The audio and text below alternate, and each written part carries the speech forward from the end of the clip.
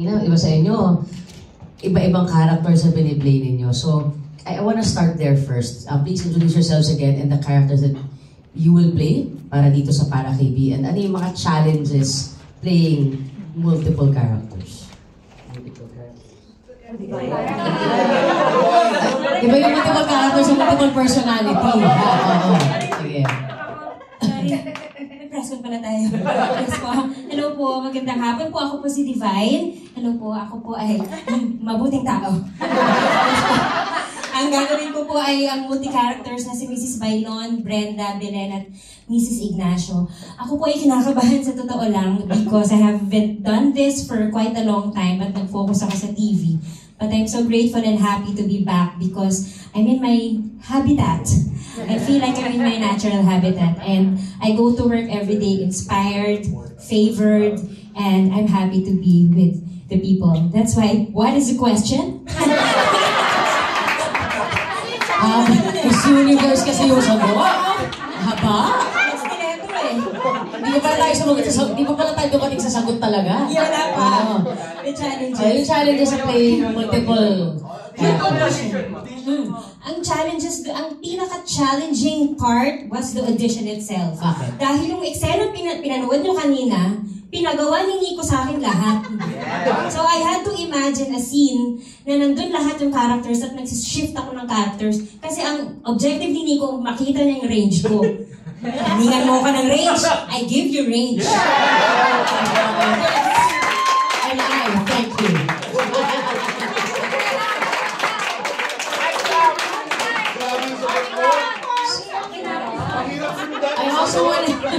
I also wanted Tama na ba? Tigilan na natin doon. Okay, sige. Sige, lumipat na tayo kay Jay Gonzaga, who's playing Jake and also playing Briggs. Hello po, magandang hapon po. Hapon na ba? Sa inyo lahat, ako po si Jay Gonzaga and actually, kwento ko lang kung paano ako napunta sa yung Para kay B. Kasi meron kaming ginawa meron kaming outing. Ako, si Martha, si Nico, tapos girlfriend ni Nico. Nasa kami. Ano yun ba? November 1 and 2, diba? Yan, kami, araw ng mga patay. So meron kaming so binasa namin yan, yung script, yung unang first draft pa. Tapos parang lahat ng character ba binasa ko? Lalaki. Tapos lahat ng lalaki, tapos papapago na. Ganon din ginawa kay Divine. Hindi ko alam na nag-audition na pala ako. Tapos, nung meron na silang mga cast, tapos sabi ko kay Martha, friend ko, sabi ko, grabe naman sa'yo, pinagawa niya sa akin yung mga, pinabasa niya sa akin, isang character, wala man na napunta sa akin. Sabi ko, pero okay lang naman, kasi mali mo may hinahanap siya. Tsaka hindi ako nag-expect nun kasi masama mag-expect eh. So, nung time na yun, message na ako, like after nagpa-audition sila. Kasi willing naman ako mag-audition eh. Kasi gusto ko, pag meron akong ginagawang role, nag-audition talaga ako para maranasan ko yung step by step para makuha yung character na gusto kong in-auditionan or gano'n. So, buti na lang, minessage ako niyo. And nung in-offer niya sa akin yung Jake and Briggs na role, nung binasa namin, doon nabasa ko na siya dati. Natatakot kasi ako kasi kay Sir Ricky yung, di ba, si Sir Ricky ang national artist natin. Tapos, mga ibang actors dito, naka-work ko na before, may iba na bago. And excited ako makipag-collaborate sa kanilang lahat, makinig at matuto ulit sa director namin. Lahat ng notes, aaralin at sibagan. And kung mahirap man yung role, syempre sabi nga ni LJ, bakit pa naman natin gagawin? Kung, di ba? So, fight lang tayo. So maraming salamat po at sa aking mga Para kay B. Parang nararamdaman ko napaka-challenging. Kasi hindi lang sa inyo nanggaling, sa lahat. Di ba? I also, andito si Esteban. Yes, I want to hear from you kasi you're also one of the actors playing multiple characters. So, sige. Anong preparation mo rito? Hello po, magandang hapon. Ako po si Esteban Mara. As compared dun sa mga lead roles talaga na tawag dito, mga women, ako kasi yung role na Jake, Jordan, Briggs, I'll be playing 3 roles.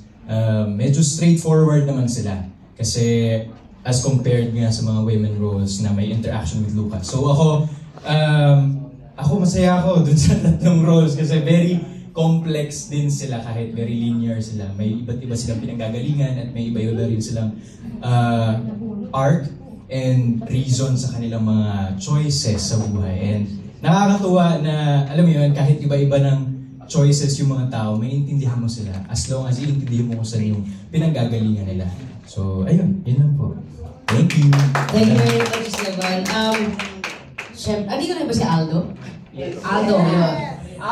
Aldo, I want to hear from you that you'll be playing Pio, Ruben, and Charlie, tama? Yes po. Okay, so anong prep mo dito? Ano yung pinaka-challenging na part? Yung ako nga po si Aldo, pinaka-challenging po siguro kasi sinabi nga po nila kahapon na pag-usapan na kaming lahat ng mga characters ay parte ni Lucas. Tapos hindi kami totoong tao, pero mag-play kami na para kami totoong tao. So parang wow.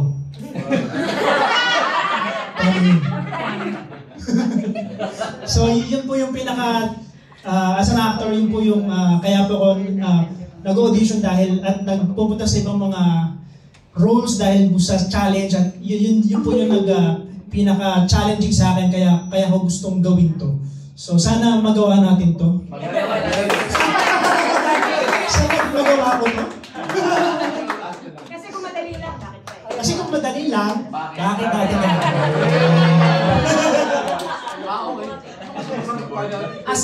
in the novel. I don't remember guys in the novel. I remember only the women. But there were men. Yeah. Like the men, no? I just remember all the women. So they are characters in the novel. Kasi he said they're not real men, not real people. So what are they? Ghosts? Or is that your interpretation? Wow. Mga karakter po na binuo ni Lucas sa utak niya. Yes po. Sir Lifeline. Sino na gusto sumagot ng tanong lang ito? Ano ba yung question? For the women, no? Who is the Lucas character in the novel? Yes. Yun nga po, kagaya na sinabi ni Sir Ricky, welcome po pala sa hosting ko. Sabi kahit press ko, challenging I love this. Yes, opo, tama po yun. Masasagot ko po yan. Pinagandaan natin yan. Kaya po nila sinasabi, nila Sir, kahit sila LJ, na tumututok po tayo dun sa, kapag binasa natin yung libro, mas mapapansin natin yung mga love stories ng mga babae. Pero sa play na ito, ang makikita po natin, kung paano siya binubuo nung writer. Kasi sila po, ay yung mga apat po nating babae, ay mga karakter po sila sa sinusulat ni Lucas. Si Lucas po, sa kanya po nanggagaling, sa imahinasyon niya, sa mga nararamdaman niya, sa mga ayaw niya sa buhay at sa mga gusto niya. Dito po sa dulang to, mas mapakita po namin kung paano nagko-connect si Lucas doon sa mga karakter niya. Siguro po, yun po yung hindi masyado napapansin ng iba sa libro. Kasi nga, kasi nakakalunod yung mga kwentong sinulat ni Sir Ricky na sobrang nakaka-addict na paulit-ulit mo siyang basahin. Nakakalimutan mo. Yes, the women are very interesting. Kaya nga po mahirap din itong gagawin ko. Pero bakit ba po gagawin kung madali? Baka kasi hindi nyo nabasa yung novela I think yung premise ang magpapaliwanag. Yeah.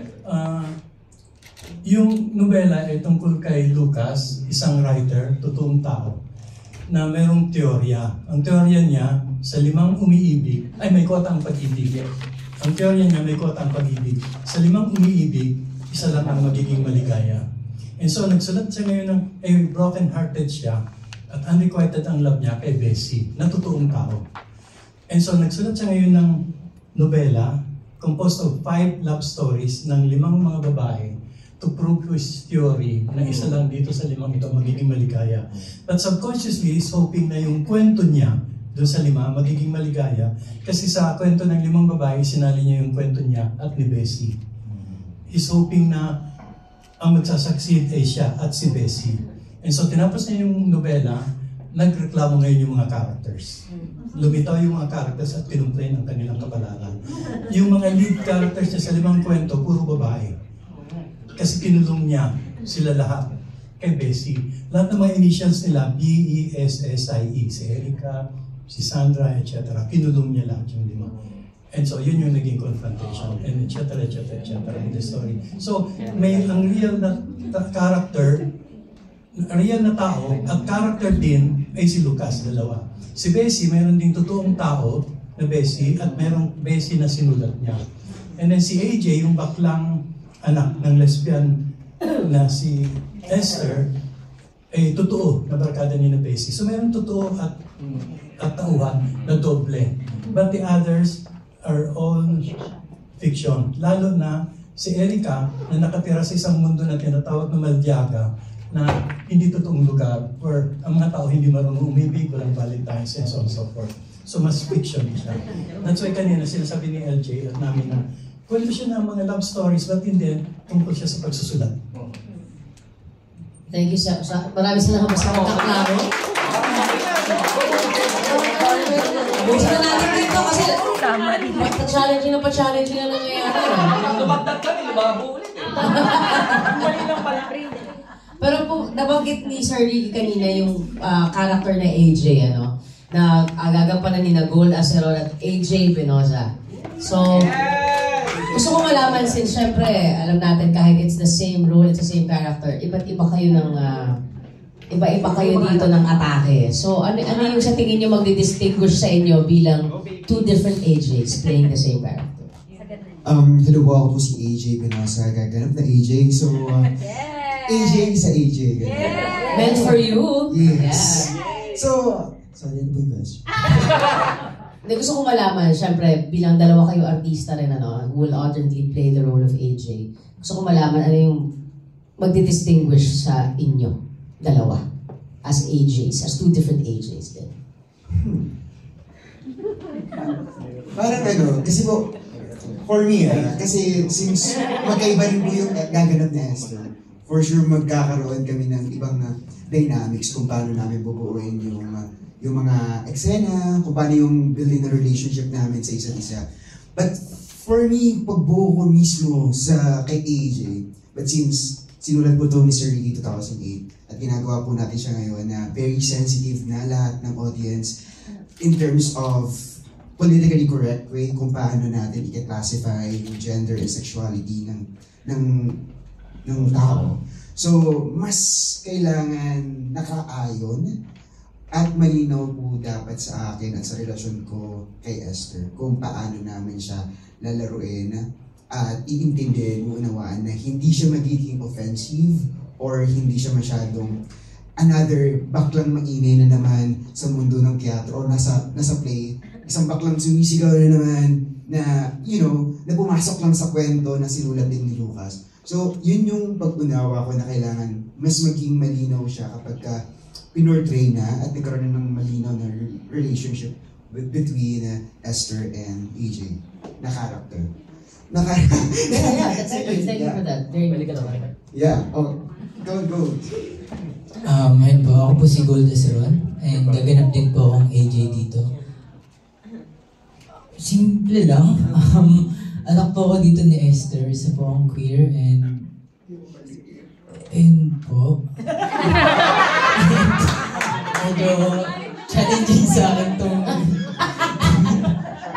So guys, meron po tayong rito, may pot money tayo. Bawat challenging na masabi yung challenging na word, maglalagay po tayo ng 20. Ano? Oo. Sige, go ahead. Well, yun lang naman po. Maraming salamat. Thank you so much. Go ahead, AJ. So nabanggit na, sir, you wanna say something? Okay. Dahil nabanggit na ang character na Esther, no? I'm assuming ito yung konektado to sa tinanong ko kanina kung ano yung word na popya. Tama ba? No, tama. So, tawagin po natin yung unang Esther, si Lisa Dino, para explain po ito. Ano po ba ibig sabihin nun? What's popya? Explain ko talaga. Pakita na lang natin. Joke. Hello everyone. I play Esther. Si Esther ay isang babaeng very frigid. She's very proper. Parang hindi siya pwedeng lumabas dun sa lines na binuo niya, sa strukturang binuo niya para sa sarili niya. And that includes understanding kung paano siya magmamahal. So nabiyuda siya, pero all along, she's in love with her kasambahay na si Sarah. So kung paano tinulungan ng kanyang anak na si AJ na makilala ni Esther ang kanyang sarili at mas mailabas niya ang kanyang pagkatao at bigyan ng agency yung sarili niya na pwede siyang magmahal at pwede niyang ipakita yon sa taong mahal niya sa paraang alam niya. Yun yung magiging takbo ng kanyang kwento in Tara KP. So, may follow-up question lang po from the floor. May pa-eksena po ba dito si Esther na ikasiselos ng asawa niya?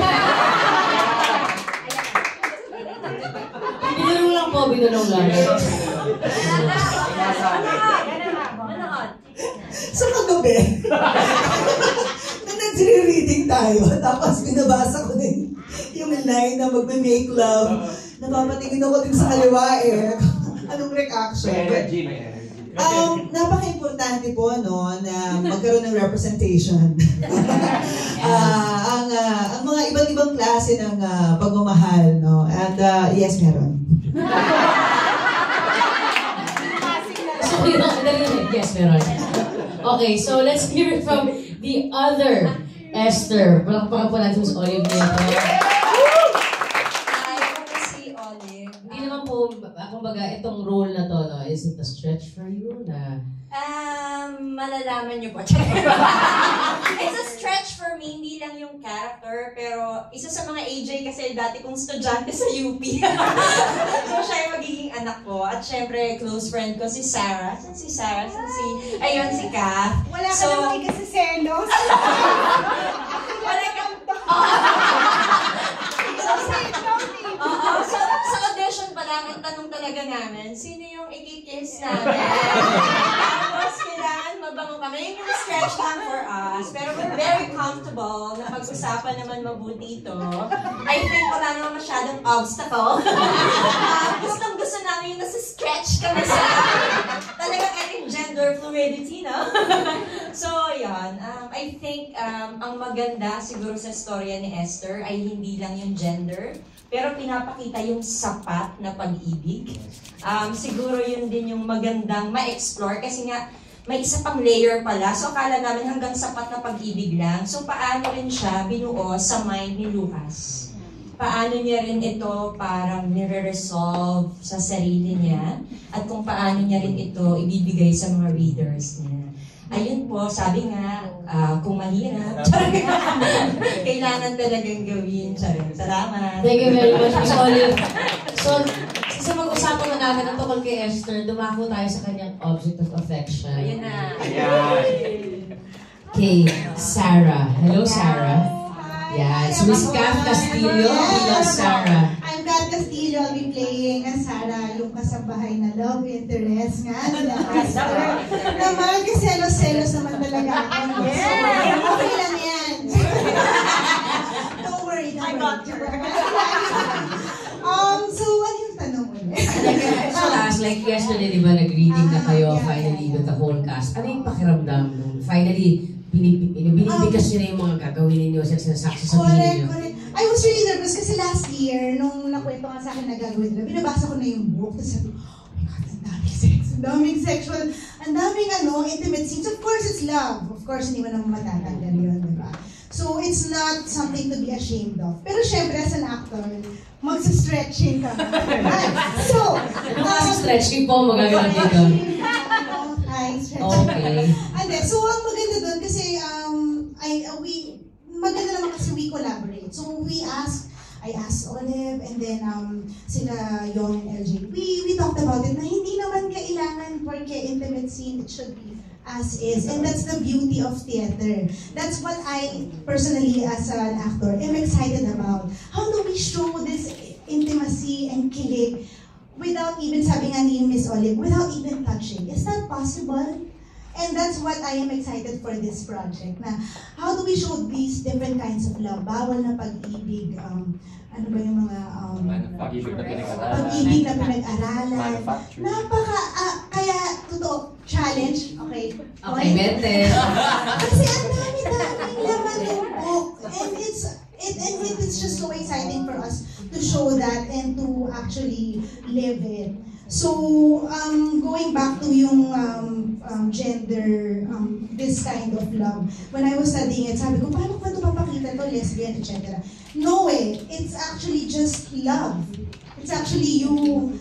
I was recalling, paano ba ako kinilig dun sa first boyfriend ko, ano? It's the same. And that's just a wonderful thing kasi yung characters namin, nila Lisa and Olive, was so bounded by expectations. Even as a kasambahay, bounded ako as my destiny, as only as a kasambahay. And how does our character challenge or something? Ayoko mag-spoiler. Kasi syempre masaya din, di ba? Pag hindi mo alam mangyayari. So, we all hope to see you there and we hope you can share our excitement for this project. Thank you very much, guys. I appreciate your answer. Now, puntahan naman natin ang mag-play ng Irene character. Let's get it for Martha. Hello po! Ako po si Martha Comia. I will play the role of Irene. Si Irene po ay, magsisimula po yung story ni Irene bilang isang 10-year-old girl sa isang barrio na nagngangalang San Ildefonso, na doon din niya makikilala ang kanyang love interest na si Jordan. Si Jordan. So yun, si Irene po, isa po siyang bata na henyo. So meron siyang photographic memory and kaya rin niyang mag-arithmetic sa isip lang niya. Multiplication, division, everything. But she's a loner because she's a little bit weird. And pareho sila ni Jordan na nawalan ng nanay. Kaya siya nagkaroon ng connection kay Jordan. And when Jordan left the town, nagkaroon ng blinded na loyalty and even optimism about love si Irene, na hinihintay niya na bumalik si Jordan sa kanya dahil nag-promise si Jordan sa kanya na papakasalan siya. So yun lang yung summary ng story na yun. Yun. So dahil nabanggit mo si Jordan, let's hear from Vincent. Hello po, ako po si Vincent Pahara, gaganap na Jordan dito.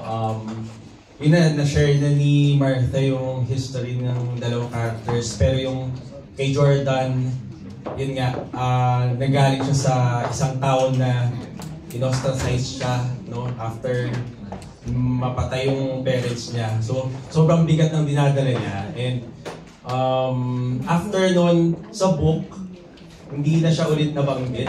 Parang lumabas na siya sa dulo. Parang tapos 180 degrees yung turning point ng character. Kasi naging corporate person siya, self-made, ganun. So yun yung challenge. Ayun! Oh, challenge. 20 pesos. Okay. So thank you so much, Vincent. Ngayon naman puntahan natin ang dalawang artistang gaganap bilang Erica. We have Via Antonio and Yes Garcia.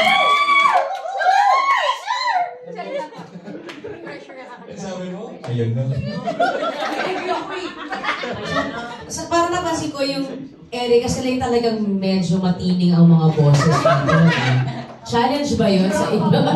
Isa po malaking challenge. Serious role to, di ba? Yes, serious. I think, po. Parang na-confirm naman po ni Sir Ricky na yung Erica ay isang character na parang iniilangan ng mga leaders niya. Pero, yeah, kidding aside, yung pinento sa akin ni yung parang Dream Project na meron siya last year. Nung sinabi pa lang niya gagawin na para kay B, kinilig na ako ng konti. Kilig? Kasi itong libro po ito ay talagang naging special po sa... Wow! May in-introduce po ito sa akin ng kasitahan ko noong 2000. Sino yan? Huwag na natin tapos kilig na kilig ako kasi para kay B yung title. Ang tawagan namin noon ay BB.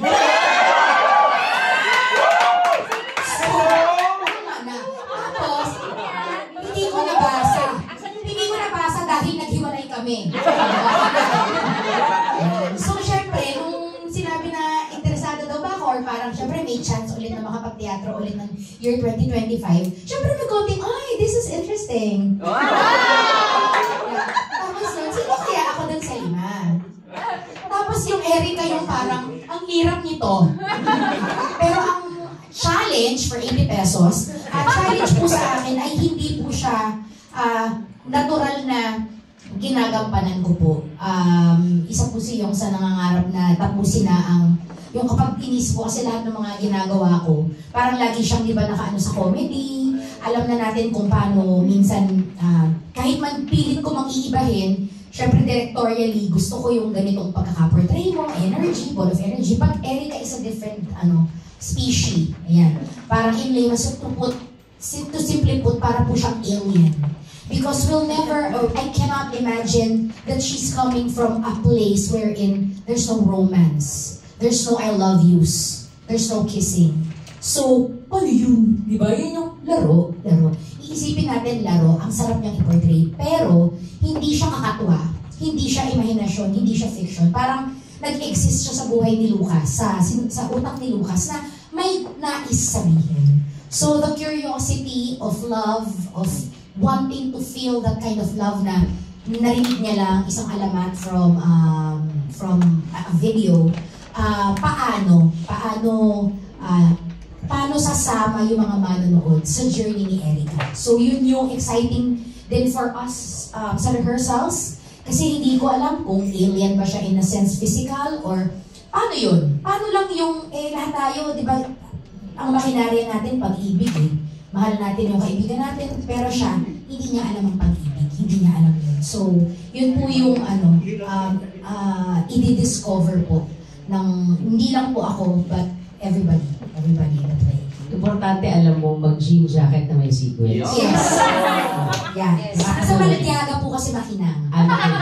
Let's hear from the other Erica. Hello po, magandang hapon po sa inyong lahat. Ako nga po pala, ako po pala si Lesh Gorse. So, yun po, ano ba? Ang challenge po, sige, 20 po. Ang challenge po sa akin is, una, syempre po nung nag-audition po ako kasi para po sa kaalaman natin lahat. Dati po, nag-theater naman na po ako before, pero nag-focus po ulit ngayon sa showbiz. Nag-showbiz. Tapos tsaka lang po ako ulit bumalik ng theater. So medyo kinakabahan po ako na, oh my God, ito na to ulit, nagbabalik na ulit sa teatro. So yun po yung first na challenge. Ako, oh my gosh, kaya ko to. Nung nalaman ko po na yung role ay Erica, tapos nakita ko nga po kung ano siya. Nakakaiba siya. Hindi siya marunong magmahal. Alam mo yun, para siyang, hindi siya nonchalant for me. This is my understanding of, wow, English! Yung understanding ko ng character ni Erica. So, hindi naman siya nonchalant. Pero medyo ano lang siya, marami siyang curious siyang tao. So, yeah. So, isa sa naging curious siya is yung paano nga magmahal. So, yun po yung pangalawang challenge sa akin. Is yung lover girl po kasi ako. Kita niyo naman po sa higaw ko, di ba? Lover girl po ako. So, challenge po sa akin yun. Paano ko mabibigyang buhay sa Erica na hindi ka marunong magmahal. You don't know how to love. Hindi mo alam kung ano yung pag-ibig. Pero me, as a person, I love to love. Wow! Love. Parang gano'n.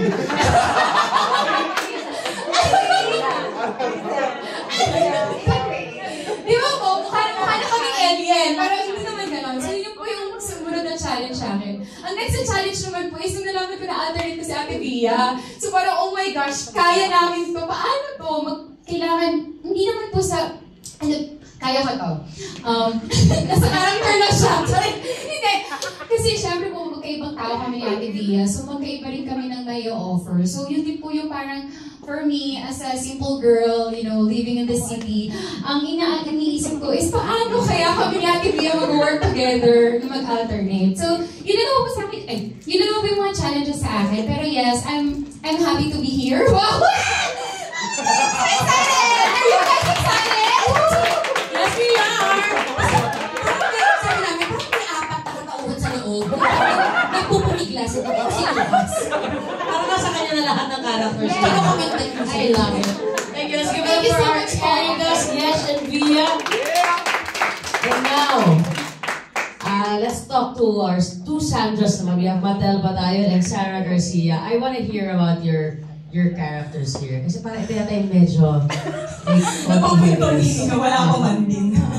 Magandang hapon po. Ako po si Matel Batayon, gaganap na Sandra. Ayan, kasama ko po si Sarah, ang gaganap bilang Sandra.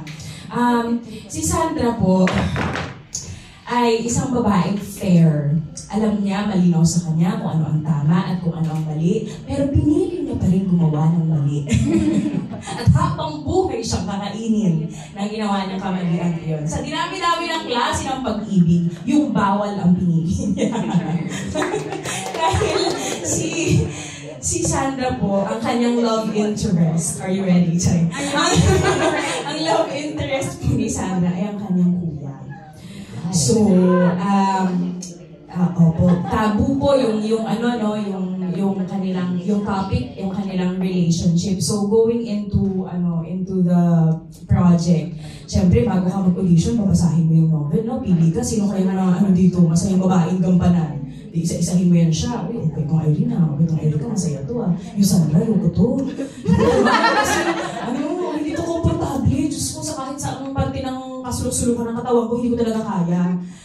Pero, nung binabasa ko yung chapter ni Sandra, ito yung magic ni Sir Ricky, na medyo bandang dulo, nakakalimutan ko ng magkapatid sila.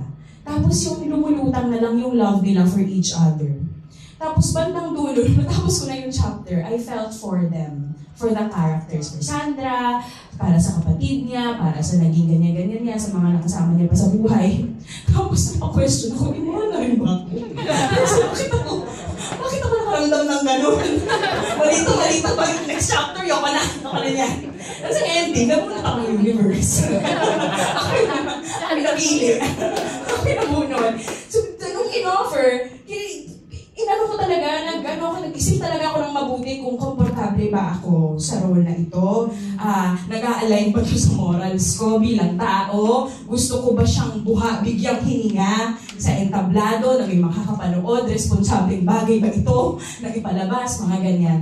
Pero at the end of the day, hindi pa rin ako komportable sa kanya.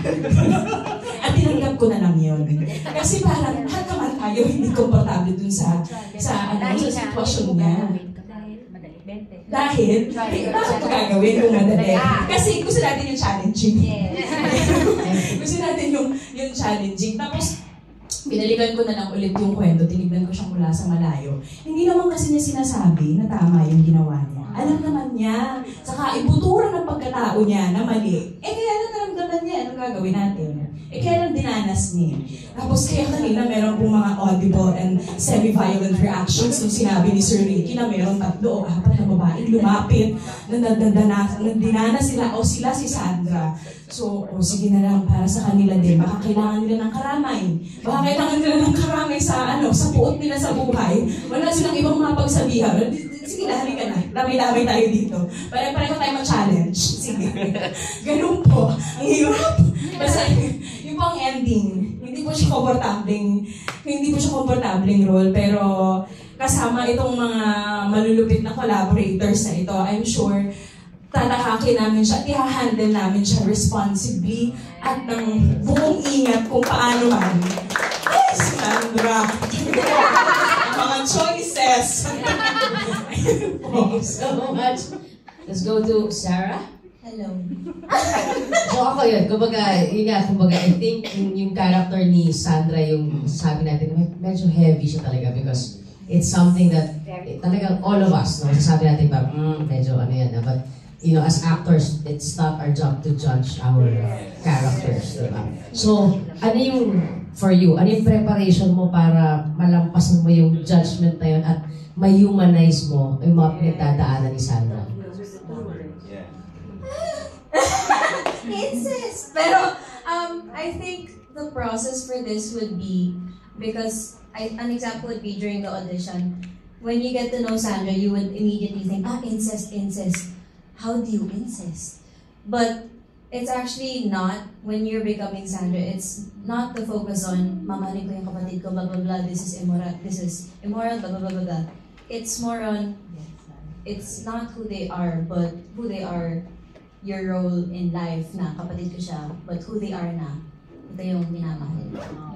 And it's focusing on that where you're able to properly project and show that that side na medyo naughty, medyo dirty, and medyo but it's the real side na, yeah, this is how she loves. It's not right, it's taboo, but this is the side that we're showing, and with that we also show our humanity.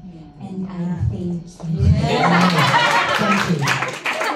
Thank you so much to our Sandras. And now, puntahan natin ang rason ng lahat para kay B. Bessie. Ano na, Bessie? Bessie, hindi Beshi, ha? Bessie, okay. Hello, good afternoon sa inyo lahat. Ako po si Ava Santos. This is, I think, my first professional straight play. Because I've only been doing musicals, and for the longest time I've been performing in a band. Ito ulit yung parang muling pagtatambala namin, hindi ko manalo. Kaya excited ako since 2011 nung ginawa namin yung Cyrano, isang sarsuela. Anyway, I'm playing the role of Bessie, ang love interest ni Lucas. Alam na natin na si Bessie ay ang inspirasyon ni Lucas sa lahat ng mga sinusulat niya. At ganun din, isa sa mga kwento na sinulat ni Lucas. Nabanggit yung iba-ibang klase ng love. Hindi ko naman siya napapahabain. Nabanggit yung iba-ibang klase ng love. Pero para sa akin, si Bessie, yung pinapakita ng character nito ay paano mahalin yung sarili. Very, kind of like, very selfish. Ano yung self-love? Si Bessie is a kind of person who is explicitly sinasabi naman to, na sexually forward, gets what she wants. Kung ano yung gusto niya, yun yung makukuha niya. Kasi hodang may nakatali doon or what, makukuha niya yun kasi gusto niya. So, lahat ng pleasure, bibigyan niya sa sarili niya kasi mahal niya yung sarili niya. Kung ano man yung dahilan ng pagbigay niya ng pagmamahal sa sarili niya, may dahilan yun. Tsaka parang I feel and I think that merong Bessie sa bawat isa sa atin. Hindi lang, ito lang yung unfiltered version. Kumbaga parang basta yung mga selfishness, yung human tendencies na conflict between right and wrong, pinapakita yun dun sa play. So excited akong mapanood yung lahat. Excited na matawid at maipakita ng maliwanag yung difference sa totoong, meron din totoong Bessie So totoong Bessie tsaka yung Bessie sa kwento. So yun, this is really something to look forward to, and I hope you are all as excited as we are. Maraming salamat. Thank you very much, Ava. And now let's go to Lucas. Actually, sobrang, for me, interesting and makikinig ako ng 20. Yeah. Challenging ng character mo kasi parang I wonder how you're gonna play this. Na parang, you know, it's all in your head. Na parang, how you're gonna make it real for all of us who's gonna watch. Sa akin, nung sinabi ni Yong na ako yung nakikita niya for the Lucas na character, hinanap ko siya talaga sa akin, sa loob. Hindi ko siya pwedeng kunin mula sa ibang tao eh. Hinahanap ko talaga kung paano siya, gaano siya katotoo sa akin bilang si Nico. At bilang si Nico, nagkaroon ako ng magandang opportunity at regalo sa buhay na maging estudyante ni Sir Ricky sa script writing workshop nung na batch 19, best batch ever. And siguro nakadagdag yun sa tapang ko para talunin to. Kasi sa lahat ng mga natutunan ko kay Sir Ricky, iniisip ko na kung paano yun may apply sa pagbuo kaya ni Lucas ng mga kwento niya. So isa yun sa pinaka-importanting kinapitan ko. Pangalawa, lahat naman tayo, I think, kaya nga mahirap yung Erica na character ay marunong magmahal. So alam din natin na meron tayong mga ginagawa na hindi natin ina-expect na gagawin natin para sa taong mahal natin. Kahit pa tayo yung tipo ng tao na maliit yung tingin natin sa sarili natin. Na pakiramdam natin ay hindi tayo karapat-dapat para sa taong ito. Eh ginagawa pa rin natin yung lahat para baka sakali na pag binigay ko sa kanya yung 5 kwentong ito, eh sabihin niyang mahal niya rin ako. So, yun yung mga importanteng kinakapitan ko for Lucas. Maraming salamat. Ladies and gentlemen, the cast of Caracol. Now we're opening the